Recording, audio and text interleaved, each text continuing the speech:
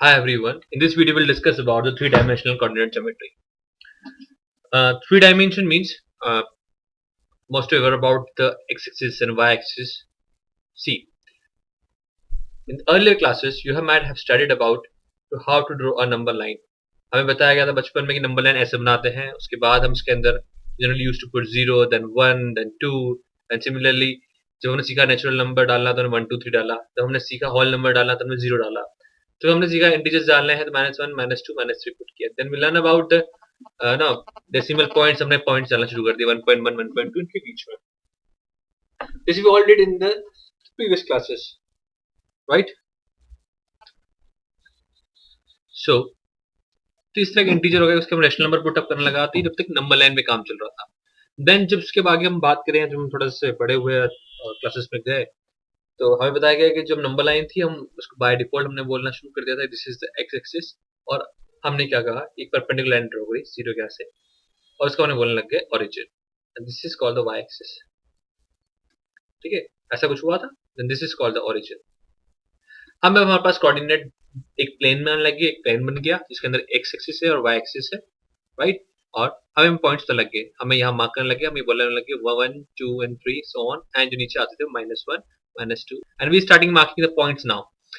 से 3,2 हमें मार्क करना है, हम बोलते हैं 3 and this is 2, this is 3,2. अब कोई पॉइंट मार्क करना होता था तो हम टू डायमेंशनल ज्योमेट्री में मार्क करते थे जहां हमारे पास X axis and Y axis होता था, राइट? तो ये बात पढ़ थी. अब आगे हम थ्री डायमेंशनल के बात के अंदर. थ्री डायमेंशन में क्या हुआ है कि एक डायमेंशन और जुड़ जाता है. प्रैक्टिकली फील करना है. अभी जिस सिस्टम पे आप देख रहे हो ये टू डायमेंशन है. थ्री डायमेंशन अगर फील करना चाहते हो आप तो अब है ना अपने जो रूम है उस रूम की आप कॉर्नर को देखें. अगर नीचे एक फ्लोर होगा that is single one plane, और एक साइड की जो दीवार होगी जो वॉल होगी वो एक प्लेन है, और दूसरी साइड का कॉर्नर की दूसरी साइड की जो वॉल होगी दूसरा प्लेन होगा. तो आपको तीन प्लेन दिखाई दिए लाइन से और एक कॉर्नर दिखाई दिया नीचे की तरफ. तो वो जो कॉर्नर है नीचे की तरफ उसको मान लो ओरिजिन है और आपके पास तीन डायमेंशन होंगे, यानी तीन तरह के प्लेन होंगे. मैं कोशिश करता हूँ आपको समझाने के लिए डायग्राम बना के. ये मैंने मान ली जेड एक्सिस एक ही प्लेन हो गया, सीधा ऐसा है खड़ा है, जो कि दोनों प्लेन से वो कितना है, दोनों एक्सिस से कितना 90 डिग्री होगा. ठीक है, एक प्लेन जो होगा उस तरह से होगा,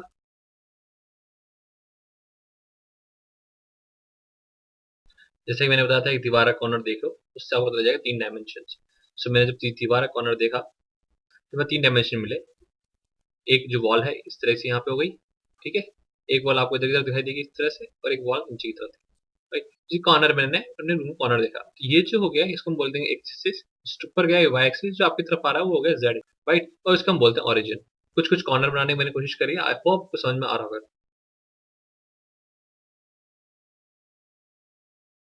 तो ये तीन डिफरेंट डिफरेंट सर्फेस हो गए. कुछ 3D टाइप का उसका ऑप्शन होता है. अब जैसे हमने टू डायमेंशन पढ़ा था, कुछ चीजें वैसी वैसी सिमिलर होती हैं. पहले चीज हम समझ लेते हैं इसका. मैं कोऑर्डिनेट एक्सिस की बात करता हूँ. तो मैं अगर डिस्टेंस फार्मूला की बात करूँ, I am talking about the distance formula. ठीक है, अगर बस कोऑर्डिनेट ए है x1 y1 होता है और एक बी कोऑर्डिनेट है x2 y2. ये हमने टू डायमेंशन में पढ़ा था. डिस्टेंस फार्मूला क्या आया था हमारा, ए और बी के बीच में डिस्टेंस. तो क्या आया था हमारा पहले, वो आया था, वो बताया गया था हमको, ये बताया गया था this is x2 minus x1 whole square plus y2 minus y1 whole square, right? ये हमें डिस्टेंस फार्मूला बताया गया था, राइट? अब इस डिस्टेंस फार्मूला के अभी तीन डायमेंशन में डिस्टेंस फार्मूला चेंज कैसे होता है. डिस्टेंस फार्मूला बन जाता है आपका यहाँ आके, क्योंकि आपके पास तीन कोऑर्डिनेट्स आ चुके हैं, दैट इज x1 y1, और तीसरा कोऑर्डिनेट क्या हो गया, z1. तो तीन डायमेंशन की बात करने लग गए. दूसरा कोऑर्डिनेट होगा आपका x2 y2 z2. अब ए बी कोऑर्डिनेट क्या होगा, under root of x2 minus x1 whole square plus y2 minus y1 whole square plus z2 minus z1. तो ये आपकी ए बी लाइन हो गई. ये आया कैसे, देख लेते हैं इसको. ये z एक्सिस मान लिया मैंने, ये x एक्सिस मान लिया, ये y एक्सिस. मेरे पास एक पॉइंट P है और एक पॉइंट Q है सपोज करो. इसी कोऑर्डिनेट है x1 y1 z1, इसी कोऑर्डिनेट है x2 y2 z2. अब इसको ड्राइव कर लेते हैं कैसा है ये. हमने P कोऑर्डिनेट माने x1 y1 z1, Q के माने x2 y2 z2, राइट? अगर मैं अभी तक मुझे पता है z कोऑर्डिनेट P है, ठीक है. तो z कोऑर्डिनेट को अगर हम हटाना कोशिश करें, इस लाइन को PQ माना है मैंने. मैं एक लाइन मान लेता हूँ दैट इज ये PQ की लाइन एक पैरेलल लाइन मान लेता हूँ, मान लेता हूँ MN. मैंने PQ के पैरेलल एक लाइन मानी MN. PQ is parallel to MN, जिसके अंदर MN में जो z कोऑर्डिनेट है वो पैरेलल टू z एक्सिस है. और अब हम निकाल रहे हैं now this MN distance would be same z platform पे आ गए, z एक्सिस दोनों का सेम है तो कितना होगा वो x2 minus x1 whole square plus y2 minus y1 whole square. हमने एक लाइन पैरेलल ली PQ के। ऐसा करने का कारण रीजन ये रहा, बस डिस्टेंस पता लग जाए x2 माइनस x1 कोई z1 z2 दोनों में m1 n में सेम हो गए। ठीक है, तो एनालिटिकल प्लेन ज्योमेट्री से हम निकाल लेंगे भाई mn इतना है। ठीक है, अब मैं एक लाइन ड्रॉ करता हूं, that is PR perpendicular to NQ।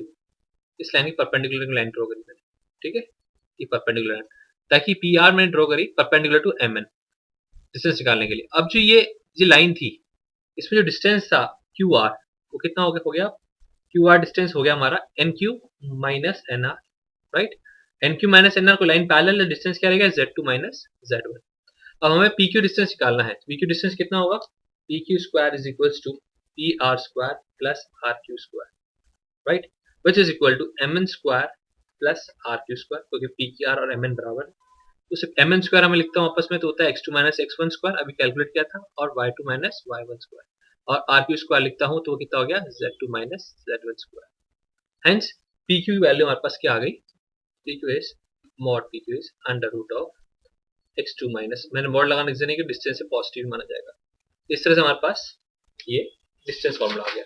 Similarly ज्यादा कुछ फर्क नहीं होता है, उसी तरीके से हमारा सेक्शन फॉर्मूला भी होता है, और उसी तरीके से हमारा सेंट्रोइड का फॉर्मूला भी होता है। सेक्शन फॉर्मूला कैसा आएगा हमारा, इसका सेक्शन फॉर्मूला होगा x equal to m1 x2 plus m2 x1 upon m1 plus m2, ठीक है, m1 y2 plus m2 y1 upon m1 plus m2। ये तब तक एनालिटिक प्लेन ज्योमेट्री पढ़ी थी, 2 डायमेंशंस में आता था। ठीक है, y इक्वल टू, इसमें z भी आ गया, तो z में भी एक चीज हम जोड़ देंगे, तो कुछ फर्क नहीं पड़ेगा, m1 z2 plus m2 z1 upon m1 m plus m2। सिर्फ इतना सा डिफरेंस आता है कि z कोऑर्डिनेट उसमें इन्वॉल्व हो गया। वैसे मिड पॉइंट थ्योरम निकालते हैं कि मिड पॉइंट क्या होती थी, x1 एनालिटिक में होता था x1 प्लस x2 बाय 2 और y1 प्लस y2 बाय 2, और वैसे 3 डायमेंशन ज्योमेट्री क्या हो जाएगा z1 प्लस z2 बाय 2, एक कोऑर्डिनेट और जुड़ गया, राइट। इसी तरह सेंट्रोइड क्या होता था x1 plus x2 bye 3 y1 plus y2 bye 3, तो z कोऑर्डिनेट भी आ जाएगा, तो क्या हो जाएगा z1 प्लस z2 बाय 3। तो इतना सा फर्क आता है। Thank you for now, have a nice day.